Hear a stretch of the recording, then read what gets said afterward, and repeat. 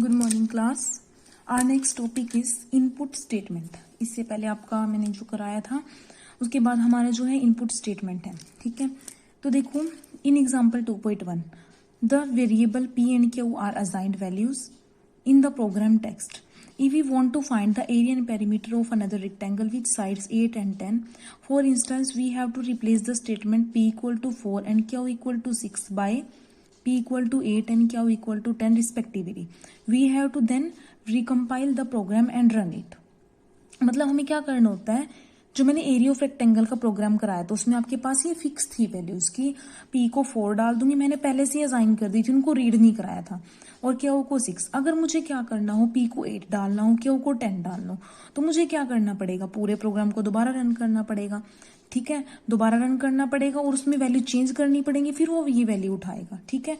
This is not a good idea. We should actually have a facility to assign any desired value to P and Q by feeding the data through the an input unit, usually the keyboard of a visual display unit। मतलब हमारे पास एक facility है कि हम उनको read करा सकते हैं इनपुट के थ्रू, ठीक है। और उससे क्या होगा, आप प्रोग्राम रन करते जाओ, वैल्यू डालते जाओ, उसमें आपको बार बार ये चेंज नहीं करनी पड़ेंगी।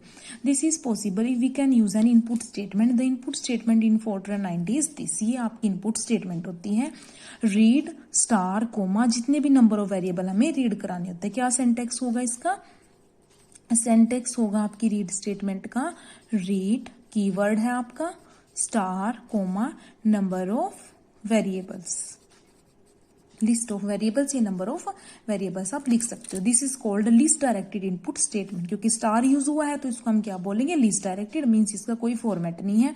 The list of variables whose values to be read in is normally keyed in on a video's keyboard. This is the normal input device। मतलब इसके थ्रू हमारा डाटा रीड होता है। If 8 is to be stored in P and 10 is in Q, then the input may be presented either as 8 and 10 with one or more blanks separating 8 and 10 or as this। मतलब ऐसे आपकी input जो है read होगी अंदर with a comma separating 8 and 10। The value of P must be typed first followed by the value of Q। आप देखो एक वही जो मैंने रेक्टेंगल का प्रोग्राम कराया था, एरिया और पेरीमीटर, वही प्रोग्राम है आपका वर्जन 2 में। क्या किया हुआ है, सेम वही है, पहले 2 कमेंट डाले हुए हैं, प्रोग्राम लिखा हुआ है, डिक्लेरेशन कराई हुई है। क्या किया हुआ है, इनको असाइन नहीं कराई हुई है वैल्यू, वो रीड कराई हुई है, ठीक है। यहाँ पर रीड कराई, फॉर्मूले अप्लाई किए और उनको प्रिंट करा दिया और एंड कर दिया प्रोग्राम का। तो ये सेकंड वर्जन हो गया, इसमें हमने असाइन नहीं कराई है, इसमें हमने उसको इनपुट के थ्रू कराया हुआ है, ठीक है।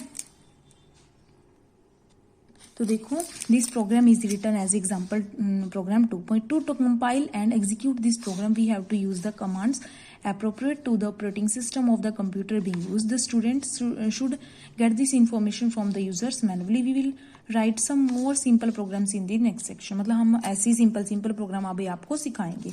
If you actually write this program, compile it and try to execute it, the computer will wait to get the values of P and Q which are to be typed by you using the keyboard। मतलब आपने read statement डाली है तो जब आप run करोगे तो आपका कंप्यूटर वेट करेगा कि आप कब उसकी वैल्यू उनको देते हो। Message to you have to type the values of P Q is useful, कि आप उन वैल्यूज को रीड कराने से पहले एक मैसेज भी टाइप कर सकते हो। You have done this in the example 2.3। Next में हमने किया हुआ है, observe that before the read statement we have written print statement. हम ऐसे डाल सकते हैं जैसे सी में डालते थे ना आप, enter the value of A and B, ऐसे इसमें प्रिंट स्टार कोमा, यहाँ डबल इन्वर्टेड कोमास में आप एक मैसेज दे सकते हो, type value of P and Q, जिससे आपको पता चल जाए कि मुझे पी और क्यू की वैल्यू अब डालनी है। Which will print the message this. Following this we have written print star. ऐसे ही हम और भी मैसेज डाल सकते हैं अपने। तो नेक्स्ट है हमारा एग्जाम्पल प्रोग्राम, सेम ही है आपका, बस क्या किया हुआ उसमें वही वेरिएबल डिक्लेरेशन है, पहले print type value of P and Q, print use comma और ब्लैंक टू सेपरेट वैल्यूज, फिर रीड कराई हुई है, 2 मैसेज डाले हुए हैं, बस उसको और ज्यादा उन्होंने मॉडिफाई कर दिया प्रोग्राम को। तो यहाँ पर रीड करा दी, फॉर्मूले अप्लाई किए और उनको प्रिंट करा दिया। नेक्स्ट क्या किया हुआ है, सम Fortran 90 प्रोग्राम एग्जाम्पल्स, कुछ एग्जाम्पल उन्होंने दिए हुए हैं। अब एक एग्जाम्पल देखो क्या किया हुआ है उन्होंने। As a first example we will write a program to convert a temperature given in Celsius to Fahrenheit. Formula ये होता है आपका, टेम्परेचर सेल्सियस में गिवन होगा, उसको फ़ारेनहाइट में कन्वर्ट करना है। प्रोग्राम बनाओगे कैसे, सेल्सियस में गिवन है, मींस ये चीज रीड कराओगे आप लोग, ठीक है, और ये फॉर्मूला अप्लाई करोगे और इसको प्रिंट करा दोगे। ये छोटा सा प्रोग्राम है आपका। तो देखो कैसे किया हुआ है। सबसे पहले हमने क्या किया, प्रोग्राम का नेम दे दिया टेम्प कन्वर्सन, इम्प्लिसिट नन आपको यूज करना है, ठीक है। ये मैं आपको बताऊंगी आगे अभी किस लिए यूज करते हैं, पहले ये प्रोग्राम बता दूं। रियल कौन कौन सी वेरिएबल है हमारे पास, 2 ही वेरिएबल है, एक फ़ारेनहाइट जिसमें वैल्यू डालनी है, सेल्सियस जो मुझे रीड कराना है। मैसेज प्रिंट कराया type value of Celsius, read करा दिया मैंने सेल्सियस को, प्रिंट भी करा सकते हो आप लोग। इस प्रिंट वाली स्टेटमेंट को हम बोलते हैं इको चेक स्टेटमेंट, ठीक है। अगर मैं रीड कराने के जस्ट बाद ही प्रिंट करा देती हूँ उसी वेरिएबल को, तो वो क्या होती है, इको चेक स्टेटमेंट। इससे मुझे पता चल जाता है कि जो मैंने वैल्यू दी है वो सही उठा रहा है सिस्टम, ये नहीं उठा रहा है। फिर मुझे फॉर्मूला लगाना है। फॉर्मूला क्या था आपके पास, 1.8C + 32, ठीक है। तो मैंने लगा दिया 1.8 मल्टीप्लाई सेल्सियस प्लस 32.0, क्योंकि मैं रियल में उठा रही हूँ इसलिए मैंने पॉइंटों में यहाँ पर उठा लिया। प्रिंट करा दिया फ़ारेनहाइट को। ये आपका प्रोग्राम कंप्लीट हो गया, छोटा सा प्रोग्राम था। तो ऐसे आपको प्रोग्राम बनाने हैं। देखो अब next the statement implicit none, यहाँ पर क्यों यूज हुई है, following the program statement needs an explanation, it is place there for historical reason. In all early Fortran compiler including Fortran 77 it was not mandated to declare variable। पहले क्या होता था, जब Fortran 77 यूज करते थे तो वहां पर ये जरूरी नहीं था वेरिएबल्स को डिक्लेयर करना, जैसे यहाँ पर किया हुआ है। It was implicitly assumed that any variable starting with IJK-LMN was an integer variable, कि कोई भी वो अंडरस्टूड होता था कि कोई भी वेरिएबल जो है IJK-LMN से स्टार्ट होगा तो इंटीजर होगा, and a variable name starting with any of the other letters of alphabet real, कि बाकी सबसे स्टार्ट होंगे तो वो रियल होंगे। By experiencing it was found that not requiring the declaration of variable before their use वो the source of serious logical error in Fortran. मतलब इससे क्या होता था कि उसमें कोई ना कोई लॉजिकल एरर शो हो जाती थी, तो ये थोड़ा गलत हो गया था।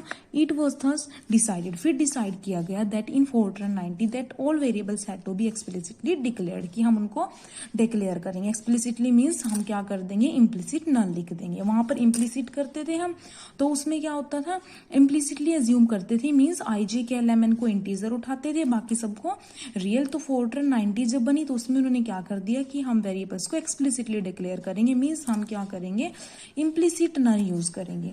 तो however as if Fortran 77 program have to be accepted by Fortran 90 compiler to ensure compatibility. If a variable is by mistake not declared in Fortran 90 program, then the compiler will not detect it and will assume implicit typing rules. To ensure that this is not done by the Fortran 90 compiler, it is a good practice to write the statement implicit none, कि वो error इसमें show कर दे। इसके लिए हम क्या use करने लग गए, इम्प्लिसिट नन। ये यूज होता है आपके इम्प्लिसिट नन यूज करने का मीनिंग क्या होता है, वही कि अगर आप यहाँ वेरिएबल डिक्लेयर नहीं कराते ना तो आपका एरर शो कर देता है।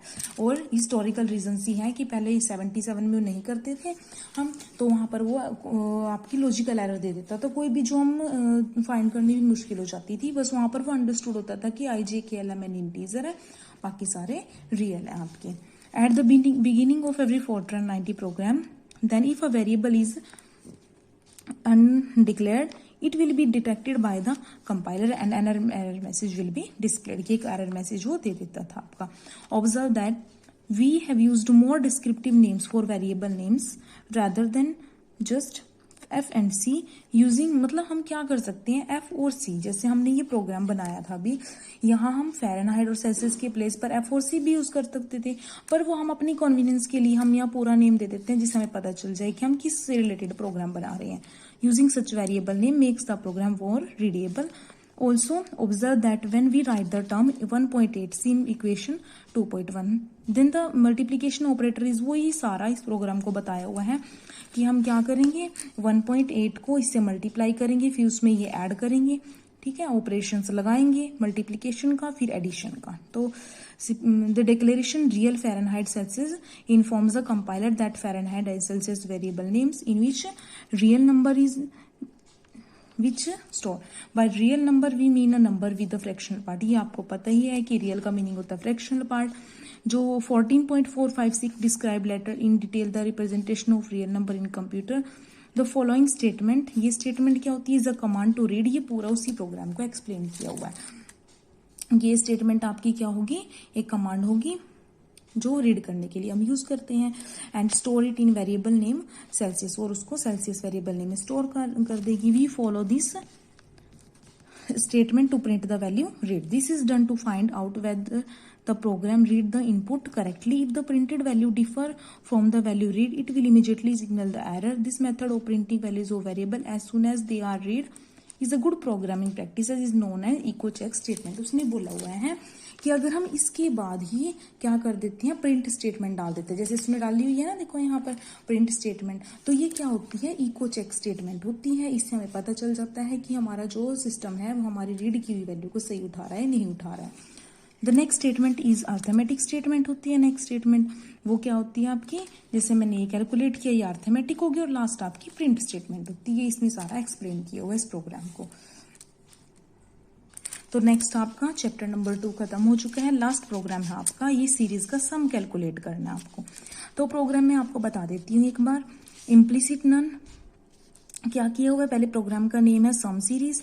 इसमें है क्या, सारे एक्स ही यूज किए हुए हैं, मतलब एक्स मेरा रीड होगा, सम जो एक वेरिएबल लूंगी मैं प्रिंट कराने के लिए। तो मैंने, और क्योंकि देखो एक्स स्क्वायर है, x4, x6, x8, x10, तो इसके लिए भी वेरिएबल यूज होंगे। तो मैंने रियल में क्या किया, x, x2, x3, x4, x6, x8, x10 और सम, ये सारे वेरिएबल डिक्लेयर करा दिए। उसके बाद मैसेज टाइप किया, टाइप वैल्यू ऑफ x। उसके बाद मैंने क्या किया, x को रीड करा दिया और साथ के साथ उसको प्रिंट करा दिया। एक्स स्क्वायर में क्या डाला, क्या होता है एक्स स्क्वायर का मीनिंग, एक्स मल्टीप्लाई एक्स, जो एक्स रीड करा है वो x2 में मैंने स्टोर करा दी वैल्यू। x4 में क्या आएगा, क्या है, x4 डिवाइड बाय 4 फैक्टोरियल। हम क्या कर देंगे, x4 कैसे बनेगा, x2 को 2 टाइम्स मल्टीप्लाई करके, मतलब x2 multiply x2 divide by 4 factorial का मीनिंग क्या होता है, 24.0। क्योंकि रियल है तो रियल पार्ट को रियल से ही डिवाइड करेंगे, इसलिए मैंने 24.0 डाला।